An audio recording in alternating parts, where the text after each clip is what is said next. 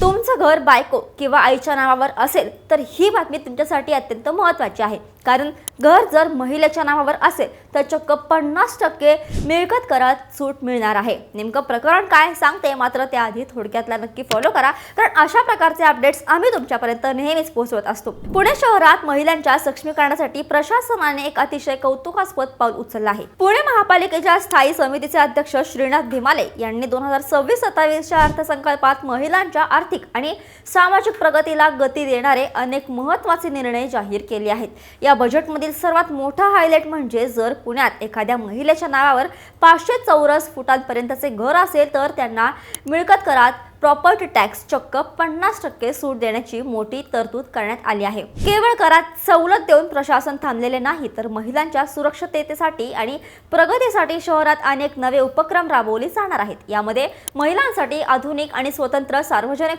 स्वच्छतागृहांची उभारणी करण्यात येणार आहे। तसेच महिलांना स्वतःचे आरक्षण काढता यावे यासाठी जुडो, कराटे आणि योगासनांचे विशेष प्रशिक्षण दिले जाईल। महिलांना स्वावलंबी बनवण्यासाठी बचत गटांच्या माध्यमातून विविध कौशल्य विकास कार्यक्रम राबवून त्यांना रोजगाराच्या नवीन संधी उपलब्ध करून देण्यावर या बजेटमध्ये विशेष भर देण्यात आला आहे। पण प्रश्न असा पडतो की मिळत करात 50% सूट देण्याच्या या निर्णयामुळे पुण्यात महिलांच्या नावावर घर खरेदी करणाऱ्यांच्या प्रमाणात वाढ होईल का? या योजनांचा पुणेकर महिलांना खरोखरच मोठा फायदा होईल का? तुमचं मत खाली कमेंटमध्ये नक्की सांगा। ही अत्यंत महत्त्वाची रील पुण्यातील तुमच्या सर्व मित्रमैत्रिणींना आणि ग्रुप्सवर शेअर करायला विसरू नका आणि अशाच महत्त्वाच्या अपडेटसाठी थोडक्यातला फॉलो आणि सबस्क्राईब नक्की करा। बातमी म्हणजे थोडक्यात।